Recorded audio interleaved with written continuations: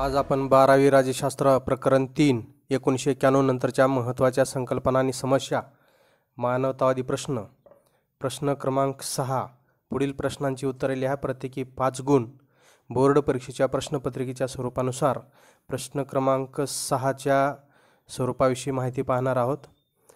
प्रश्न क्रमांक 6 मध्ये पुढील प्रश्नांची उत्तरे लिहा प्रत्येकी 5 गुण। नंबर 1 हरित क्रांती म्हणजे काय? उत्तर हरित क्रांती म्हणजे जास्त उत्पादन देणाऱ्या जातींच्या बियाणांचा विकास, खतांचे व कीटकनाशकांचे वितरण तसेच सिंचनाच्या पद्धतीचा विस्तार। नंबर 2 तिचे उद्दिष्ट कृषी उत्पादनात वाढ करून भारताला अन्नधान्यात स्वयंपूर्ण करणे असे होते। नंबर 3 स्वातंत्र्यानंतर देशासमोर अनेक प्रकारच्या समस्या होत्या, त्यापैकी मुख्य समस्या म्हणजे अन्नधान्याची समस्या होती। पब्लिक लॉ पब्लिक लॉ 480 अंतर्गत मोठ्या प्रमाणात अन्नधान्याची आयात करावी लागत होती। आपण अमेरिकेकडून हे केलेले होते पब्लिक लॉ 480। नंबर 4 अन्नधान्याबाबत स्वयंपूर्ण होण्यासाठी कृषी संशोधनावर भर देण्यात आला। नंबर 5 1960 या दशकात शेती विकासावर लक्ष केंद्रित केले गेले, कृषी उत्पादनात मोठ्या प्रमाणात वाढ झाली, देश अन्नधान्याच्या बाबतीत स्वयंपूर्ण झाला आणि यालाच हरित क्रांती असे म्हणतात।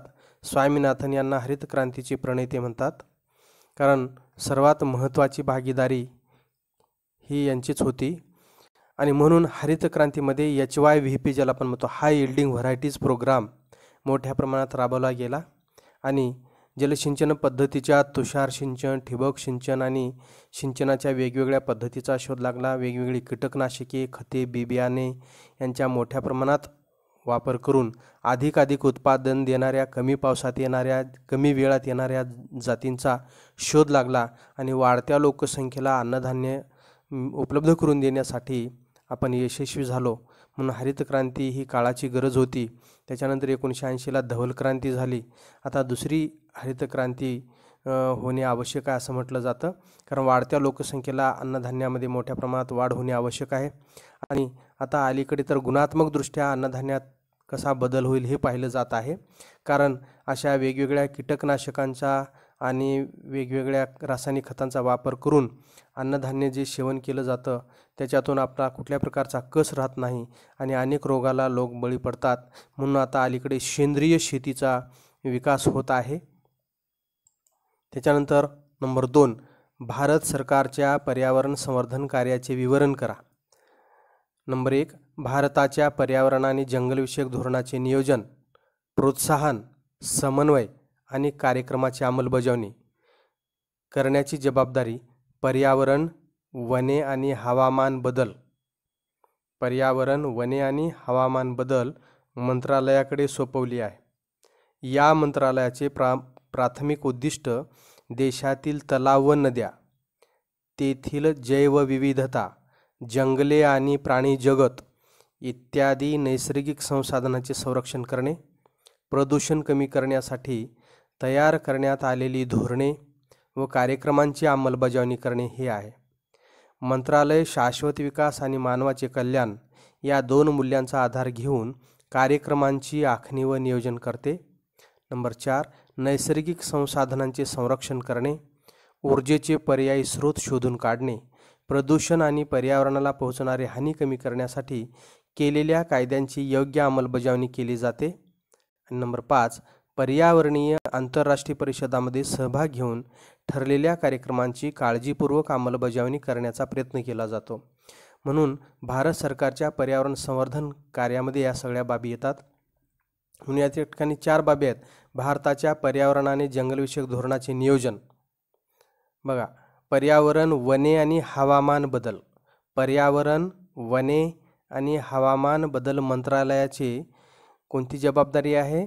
भारताच्या पर्यावरण आणि जंगलविषयक धोरणांचे नियोजन करणे, पर्यावरण आणि जंगलविषयक धोरणांचे नियोजन करणे, त्याला प्रोत्साहन देणे, समन्वय आणि कार्यक्रमांची अंमलबजावणी करण्याची जबाबदारी। 4 शब्द आहेत। पर्यावरण आणि जंगलविषयक धोरणाचे नियोजन, प्रोत्साहन, समन्वय आणि कार्यक्रमांची अंमलबजावणी करण्याची जबाबदारी कुणाची आहे? पर्यावरण, वने आणि हवामान बदल मंत्रालयाकडे सोपवली आहे ही जबाबदारी.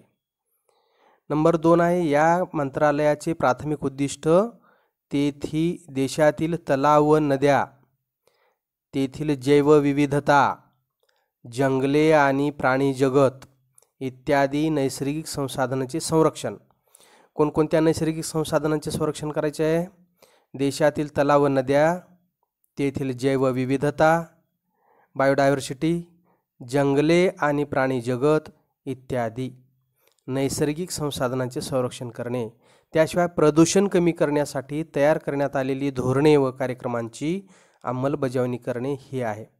म्हणून या मंत्रालयाचे प्राथमिक उद्दिष्ट आहे या ठिकाणी देशातील तलाव व नद्या, जैवविविधता, जंगले आणि प्राणी जगत इत्यादी नैसर्गिक संसाधनांचे संरक्षण करणे, प्रदूषण कमी करण्यासाठी तयार करण्यात आलेली धोरणे व कार्यक्रमांची अंमलबजावणी करणे हे आहे. त्याच्यानंतर नंबर 3 आहे, मंत्रालय शाश्वत विकास आणि मानवाचे कल्याण ह्या 2 मूल्यांचा आधार घेऊन कार्यक्रमांचे आखणी व नियोजन केले जाते.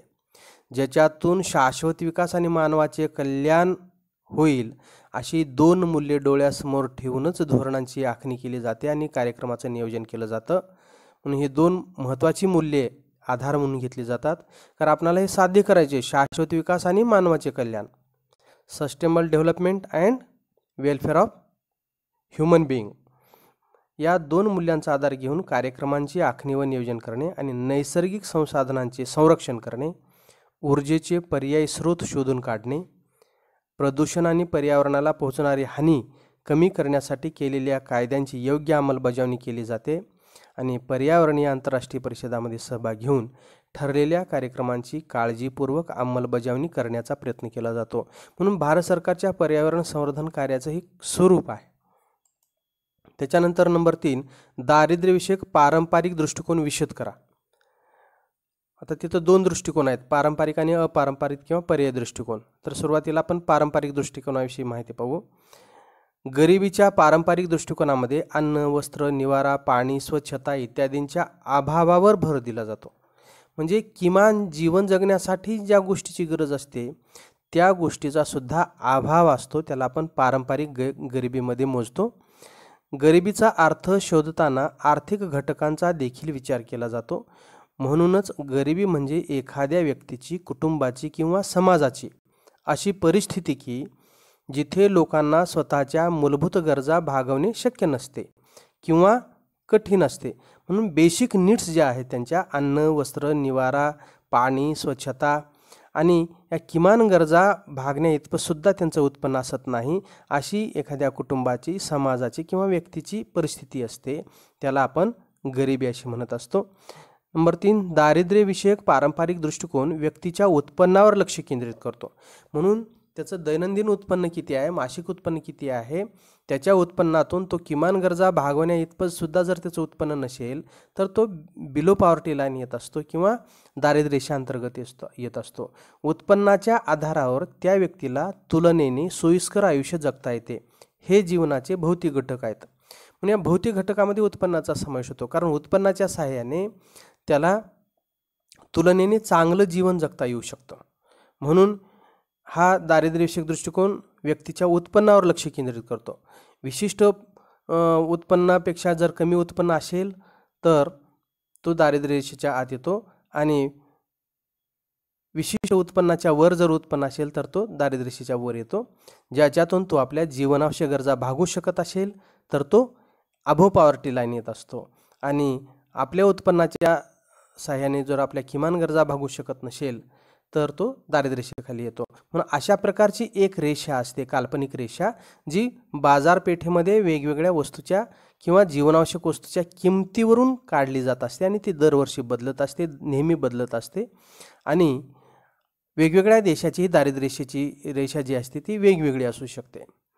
त्याच्यानंतर नंबर 4, राज्याने लोकांना जगण्यासाठी लागणाऱ्या मूलभूत गरजांचा पुरवठा व्हावा याची जबाबदारी घेणे अपेक्षित असते. म्हणून किमान जीवन जगण्यासाठी ज्या आवश्यक बाबी आहेत त्यांचा पुरवठा सरकारने करावा, तरच लोककल्याणकारी राज्य निर्माण होईल आणि लोकांना किमान जीवन जगता येईल अशा पद्धतीची व्यवस्था सरकारने करायला पाहिजे.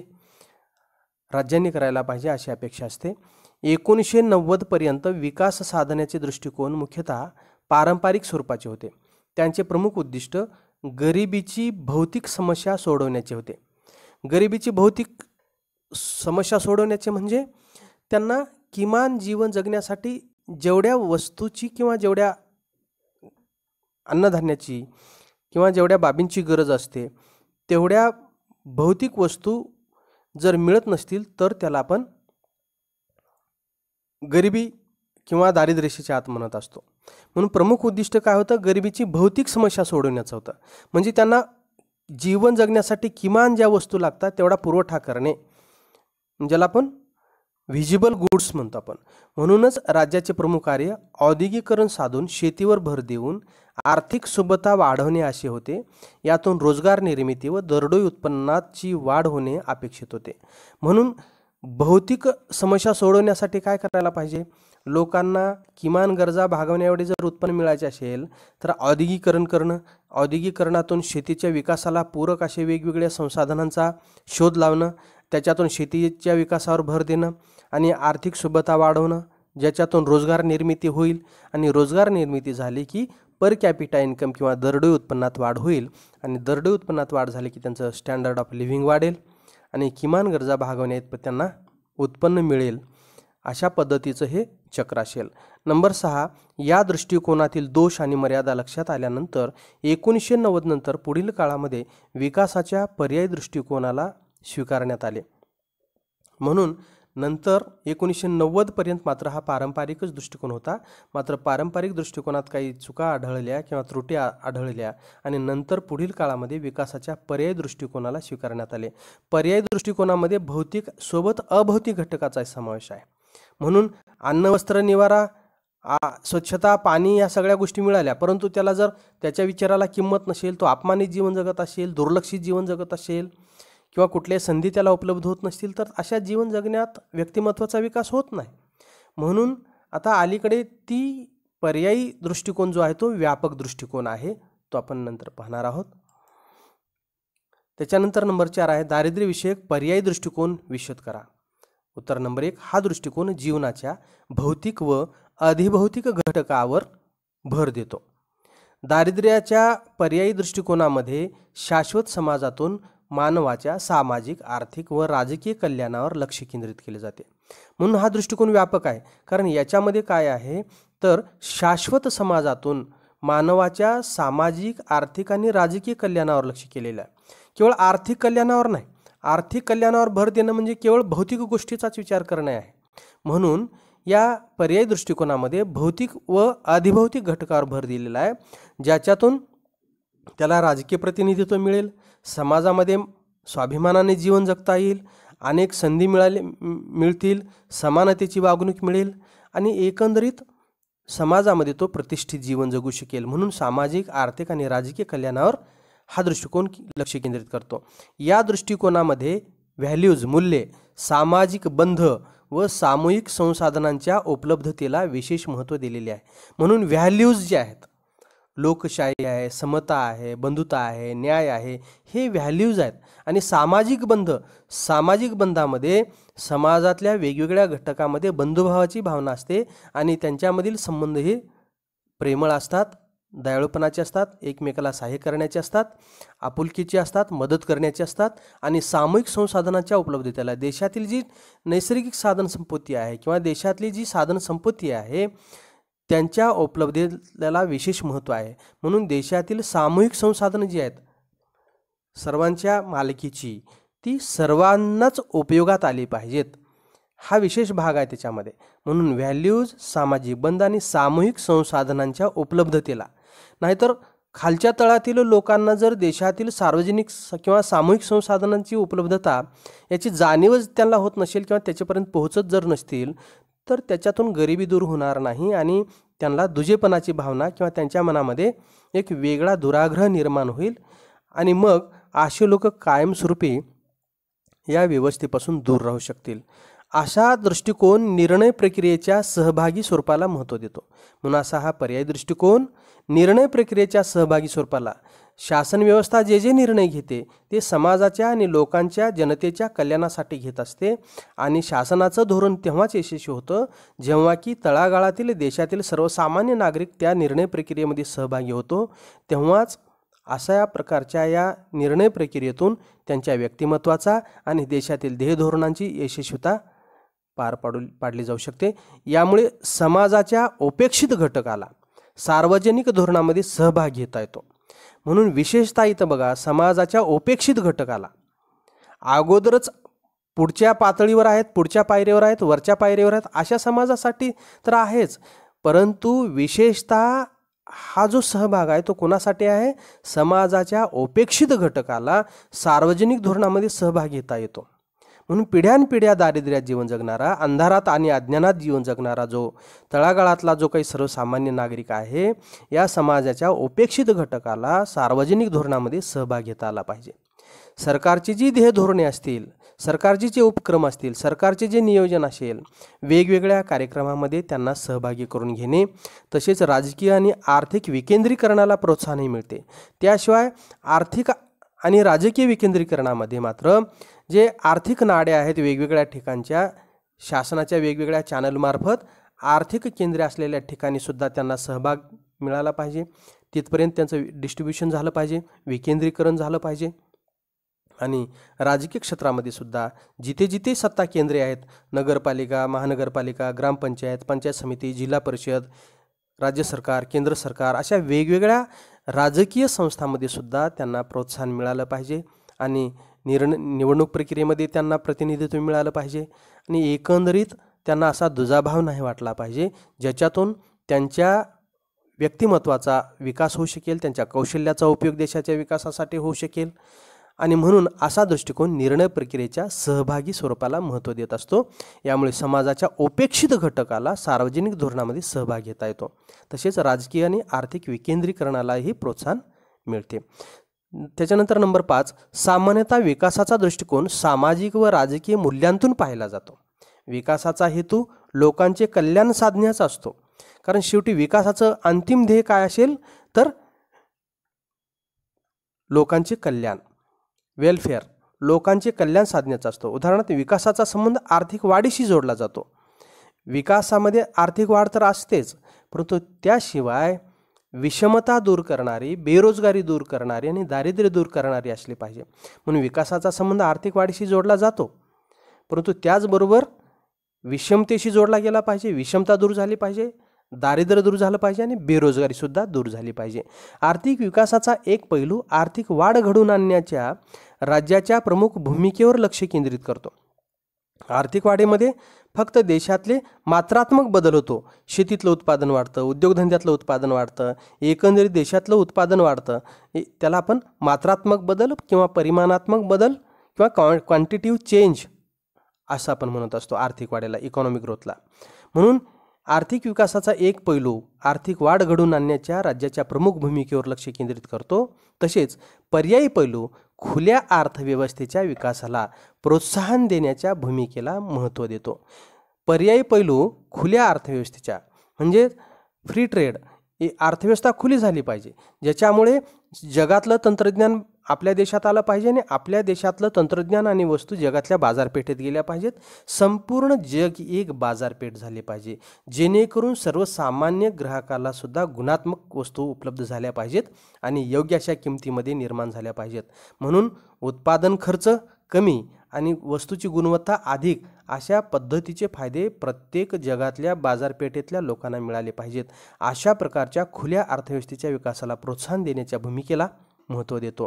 म्हणून जागतिकीकरण, खाजगीकरण आणि उदारीकरण, जसं की खाऊजा धोरण जे आहे किंवा LPG धोरण ज्याला आपण म्हणतो, लिबरलायझेशन, प्रायव्हेटायझेशन आणि ग्लोबलायझेशन, याच्यातूनच नवीन आर्थिक सुधारणा जे 1991ला चालू झालेल्या होत्या तो त्याचाच एक भाग आहे. म्हणून पर्यायी पैलूमध्ये खुल्या अर्थव्यवस्थेच्या विकासाला प्रोत्साहन देण्याच्या भूमिकेला, कारण खुल्या अर्थव्यवस्थेला जर आपण प्रोत्साहन दिलो तर जगातलं तंत्रज्ञान आमच्या देशाच्या अर्थव्यवस्थेला उपयोगी पडेल आणि ते आम्हाला आणता येईल आणि आमच्या देशातील वेगवेगळे कुशल जे व्यक्ती आहेत ते आपल्या कौशल्य दाखवून जगातल्या वेगवेगळ्या बाजारपेठेत आपलं उत्पादन विकू शकतील.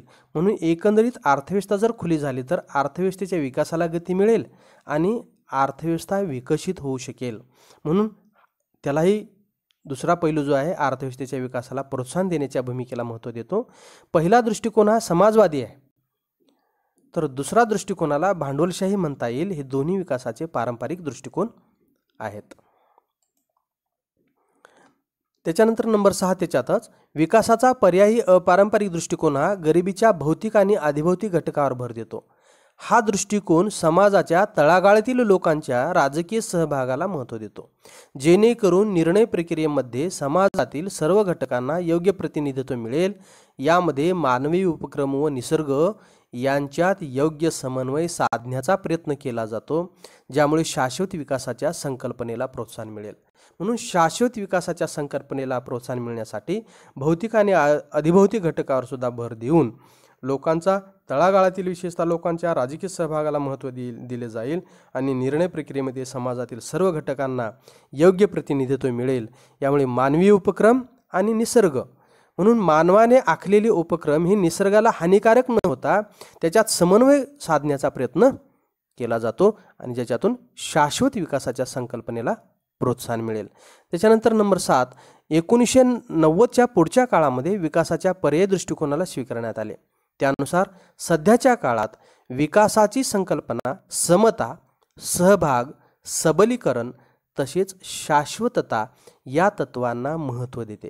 म्हणून हे 4 शब्द लक्षात ठेवा. 1990च्या पुढील काळामध्ये विकासाच्या पर्यायी दृष्टिकोनाला स्वीकारण्यात आले. त्यानुसार सध्याच्या काळात विकासाची संकल्पना कोणत्या 4 गोष्टीला महत्त्व देते? समता, सहभाग, सबलीकरण तसेच शाश्वतता या तत्वांना महत्त्व देते.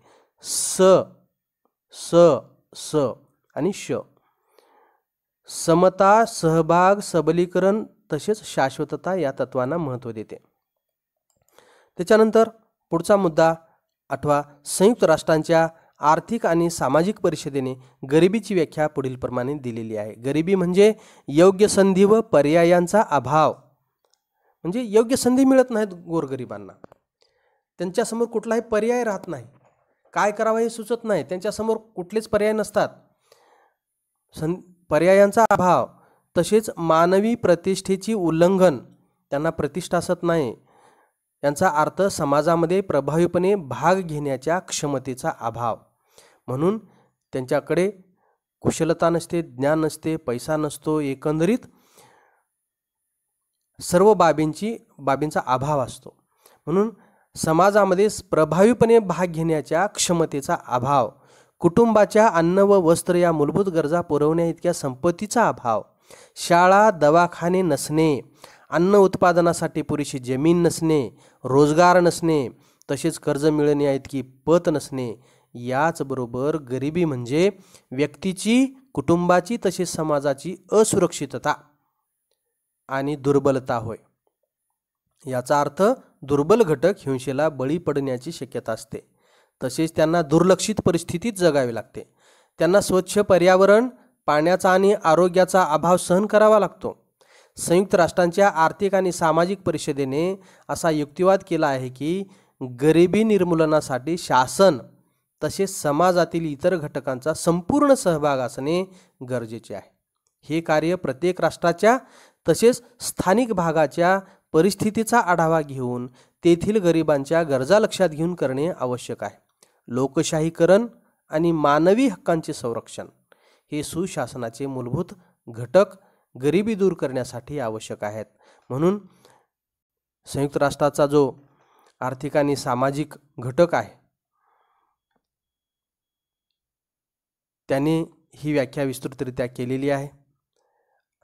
म्हणून याच्यामध्ये सगळ्यात महत्त्वाची गोष्ट लोकशाहीकरण आणि मानवी हक्काचे संरक्षण हे सुशासनाचे मूलभूत घटक.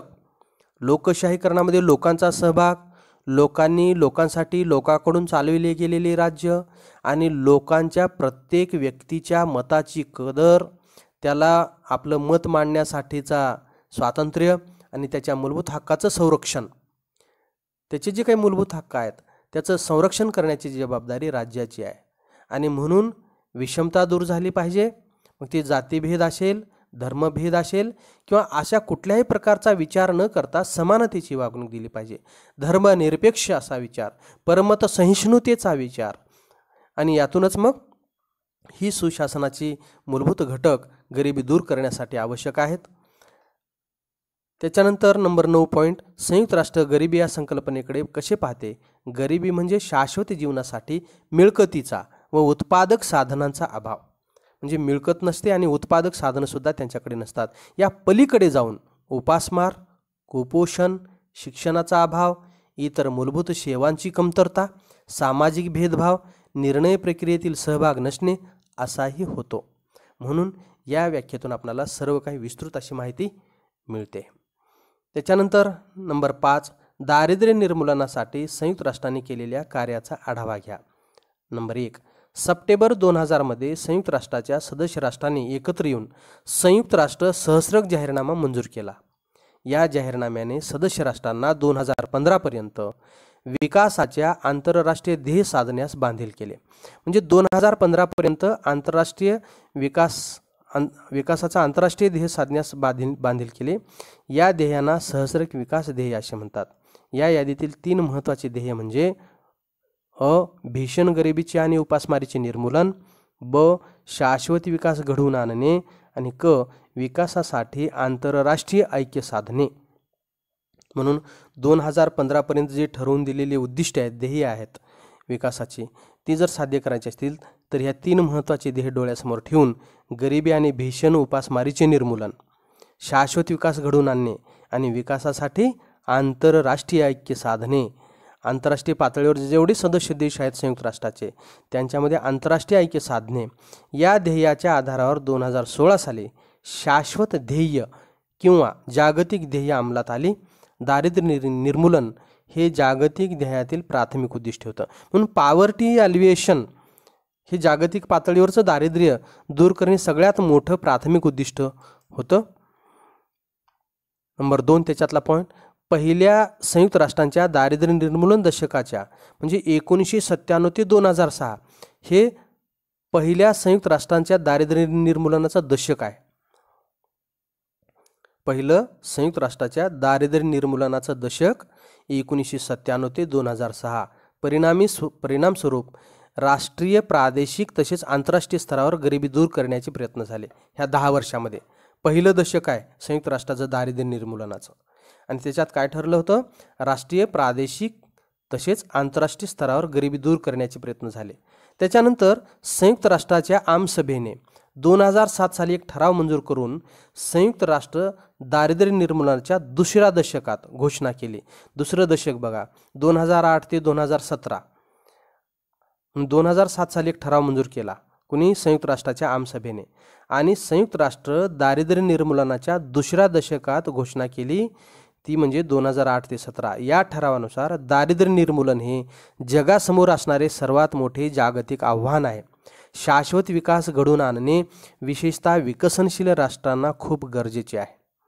म्हणून टिकाऊ स्वरूपाचा विकास, ज्याच्यातून वर्तमान काळातील पिढीच्या तर गरजा भागल्या जातीलच, पण नंतरच्या येणाऱ्या पिढीला सुद्धा कुठल्याही प्रकारची तडजोड करण्याची वेळ येऊ नये, म्हणून अशा प्रकारचा टिकाऊ स्वरूपाचा विकास करण्याची गरज निर्माण झालेली आहे.